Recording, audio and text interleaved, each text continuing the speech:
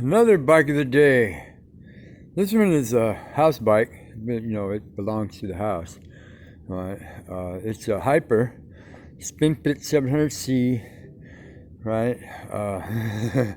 But right off the top, dude, if you're a guy and you're taller than 5'7" or 5'8", this is not the bike for you. It's short.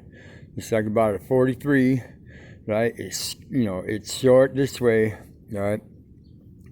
I had the seat post raised all the way up to the minimum insertion level, and it's still not tall enough for me to extend my legs all the way down. My legs feel like rubber. I just finished riding this thing like 6 miles. I rode from here all the way down to Southern and back to the Walmart, which is 3 miles one way, each way, right? And my legs feel like rubber. The reason is this: is that it's got a really small crankset. It's got a 40 for the top ring, 34 for the middle ring, and like a 22, 23 for the bottom ring. It's got standard size, gear set on the back, right, which makes it really low. Spin fit, you ain't lying. You're gonna spin with this thing. Right, but anyways, it's got, the bottom end Shimano derailleur. Yeah, and it's, the barrel's broken, yeah. It's got, cheap ass Chinese side pull brakes front and back. Right? Sparkle is the name brand right here.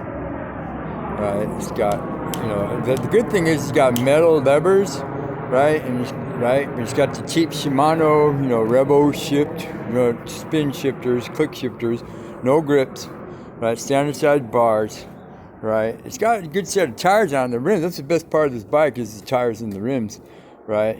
Standard, fork, right? Square tubing. It's aluminum, so it's not very heavy, Right, that's another plus. But other than that, it's got the real short 155 throws with the standard cheap Chinese plastic pedals. It's got, aftermarket spring seat, which is, I'm not even talking about that. But this bike is, I was traveling, look, I got it right now in, like, let's see, 11, 12, 13th gear. Right now I was between 13th and 14th.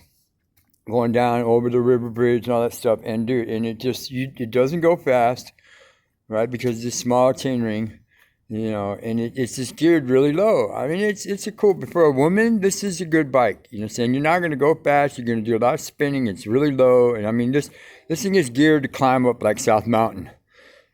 You know what I'm saying? But that's it. And here, let me talk about the minimum insertion thing for the seat post. There's a line on the seat post, right? I'm saying, I don't know if you can see it right here. It says minimum insertion, and it's got a bunch of lines like this. You can actually see I got it like a half inch above that.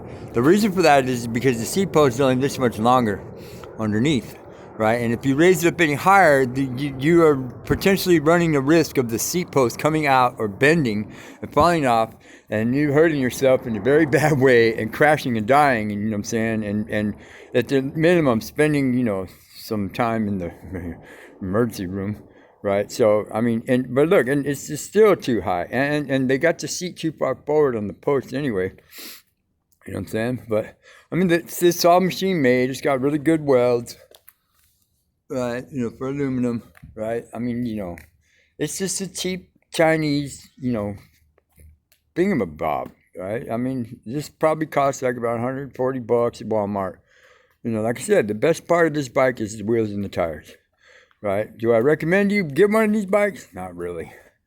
Right? Hyper is, just a knockoff brand. Right? They got a good name. Right? They got a good look. You know what I'm saying? But other than that, right? I'm sorry.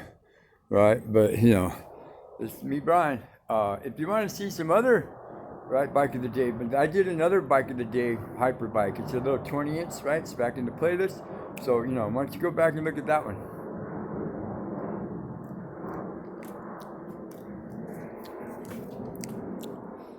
Not worth your money.